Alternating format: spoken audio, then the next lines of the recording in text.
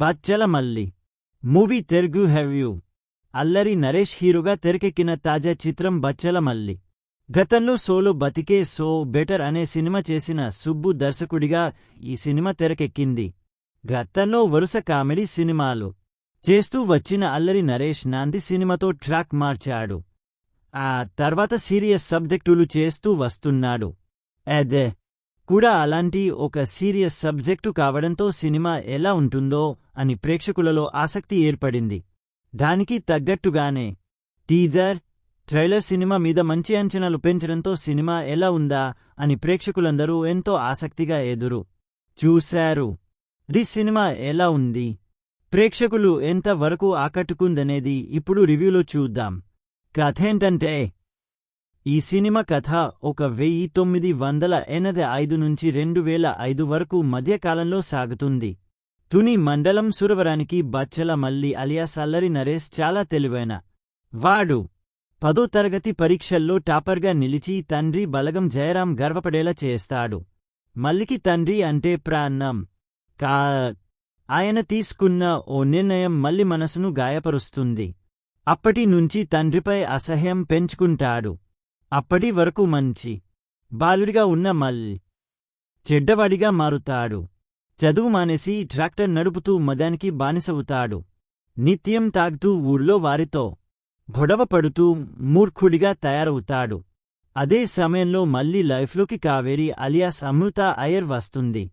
ఆమెతో ప్రేమలో పడిన తర్వాత మల్లి లైఫ్లో వచ్చిన మార్పులు ఏంటి, మల్లి తండ్రి తీసుకున్న నిర్ణయమేంటి, మంచి వ్యక్తిగా ఉన్న మల్లి మూర్ఖడిలా మారడానికి గల కారణమేంటి, కావేరితో ప్రేమాయణం ఎలా సాగింది, గోనె సంచుల వ్యాపారి గణపతిరాజు అలియాస్ అచ్యుత్ కుమార్ మల్లికి మధ్య వైరం ఎందుకు వచ్చింది, మూర్ఖత్వంతో తీసుకున్న నిర్ణయాల వల్ల మల్లి కోల్పోయిందేంటి అనేది తెలియాలంటే సినిమా చూడాల్సిందే.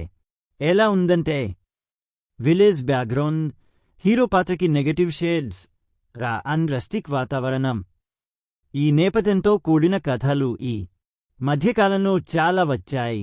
ఇంకా చెప్పాలంటే టాలీవుడ్లో ఇప్పుడు ఇదే ట్రెండ్ నడుస్తోంది. బచ్చలమల్లి కూడా అలాంటి చిత్రమే.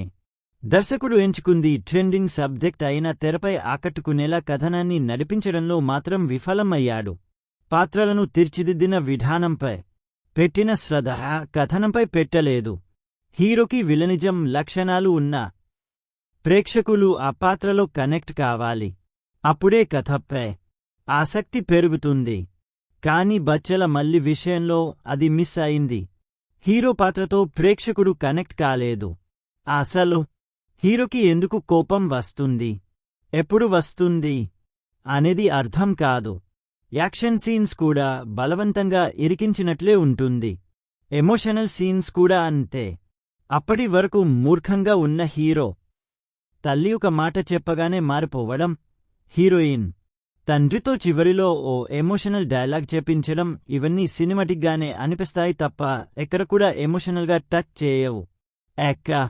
హీరో జీవితంలో జరిగే సంఘటనలు కూడా చాలా సినిమాల్లో చూసినట్టే అనిపిస్తుంది తప్ప ఎక్కడా కొత్తదనం కనిపించదు.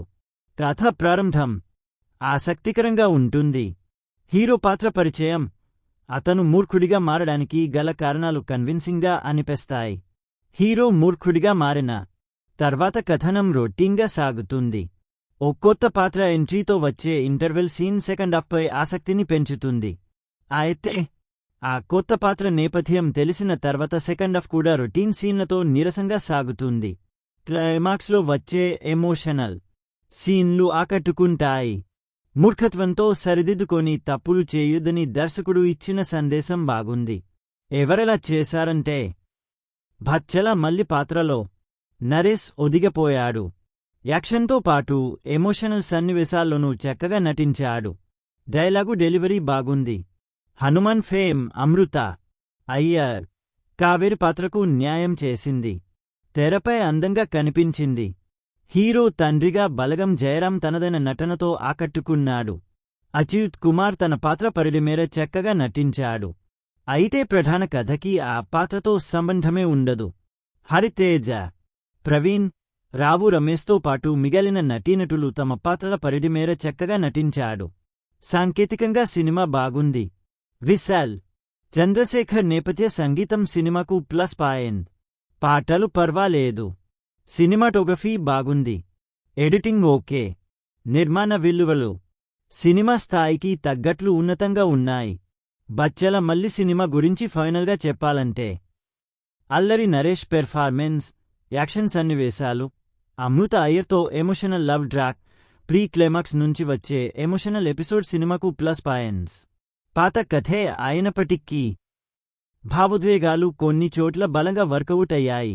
అచ్యుత్ కుమార్ పాత్రను మధ్యలోనే వదిలేయడం వల్ల కన్ఫ్యూజన్ రేకెత్తుతుంది. హరితేజ ట్రాక్ చాలా బాగుండటమే కాకుండా సీరియస్గా నడిచే కథలో కొంత వినోదాన్ని జొప్పించేలా చేసింది. మంచి కంటెంట్, పెర్ఫార్మెన్స్కు స్కోప్ ఉన్న సినిమా. ఈ వారం థియేటర్లో చూడదగిన సినిమాల్లో ఒకటి. ఎమోషనల్ ఫ్యామిలీ డ్రామాలను ఇష్టపడే వారికి తప్పకుండా నచ్చుతుంది. మరిన్ని రివ్యూస్ కోసం మా ఛానల్ని సబ్స్క్రైబ్ చేయండి. Thank you. ఇప్పుడు మనం రేటింగ్స్ని చూద్దాం. ఆడియన్స్ 5కి 2.75 రేటింగ్ ఇచ్చారు.